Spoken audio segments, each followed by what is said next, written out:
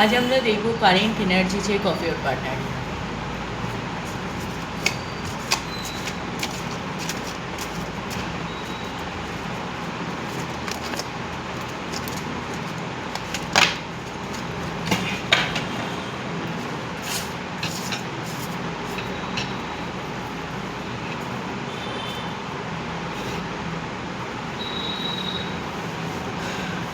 যে চিন্তাগুলো, যে ফিয়ারগুলো তোমার পার্টনারের ছিল, সেগুলোকে লেটিং গো করে দিচ্ছে তোমার পার্টনার। আর সেলফ রিফ্লেকশন বলো, ডিভাইনের সাথে কানেক্ট বলো বা ইউনিভার্সের সাথে কানেক্ট বলো, এই জিনিসগুলো করছে। চেঞ্জেস আসছে, ট্রান্সফরমেশনের মধ্যে দিয়ে যাচ্ছে তোমার পার্টনার। ওয়েট করো, পেশেন্স রাখো, সব ঠিক হয়ে যাবে।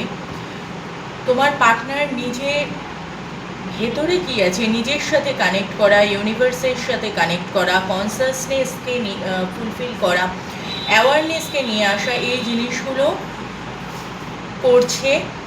আগে কি ভুল করেছে, প্রিভিয়াসলি কি ভুল হয়েছে, কি করেছে, সেগুলো সেলফ রিফ্লেকশন করছে। তোমার সাথে যে ভুলগুলো হয়েছে তার জন্য গিল্টি ফিল করছে। আর অলরেডি তোমার পার্টনার বুঝে নিয়েছে যে যতক্ষণ না তোমার কাছে এসে দাঁড়াচ্ছে বা প্রবলেম সলভ করছে বা তোমার কাছে ফরগিভনেস পাচ্ছে, ততক্ষণ যে ট্রমাটাইজ অবস্থার সিচুয়েশন দাঁড়িয়েছে সেটা থেকে মুক্তি পাওয়ার কোনো রাস্তা নেই। তো সুতরাং একটু পেশেন্স রাখো। আই হোপ জিনিস কন্ট্রোলে চলে আসবে আর সমস্ত জিনিস ঠিক হয়ে যাবে। তুমিও নিজের তরফ থেকে সেলফ রিফ্লেক্ট করো। তোমার দেখো, একতরফা কোনো প্রবলেম হয় না। তুমিও লেট গো করো, যাতে যদি তুমি চাও যে ও তোমার কাছে ফিরে আসুক, ক্ষমা চা আর তোমরা একটা ফ্রেশ স্টার্ট করো, তো আমি বলবো তুমিও তোমার ভয়গুলোকে লেট গো করে দাও, ক্ষমা করে দাও, আগে এগো।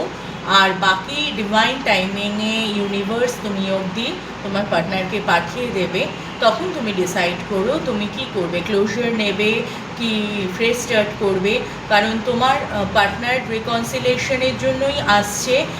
তার জন্য লেট গো করা, ভয়কে লেট গো করা, কি ভুল হয়েছিল আগে সেটাকে রিয়েলাইজ করা, সেলফ রিফ্লেকশন করা, যা যা করণীয় করবার তোমার পার্টনার সেটার মধ্যে দিয়ে যাচ্ছে, একটা বড় ট্রান্সফরমেশনের মধ্যে দিয়ে পার করছে। তো আগে তোমার ডিসিশন হবে তুমি কী চাও।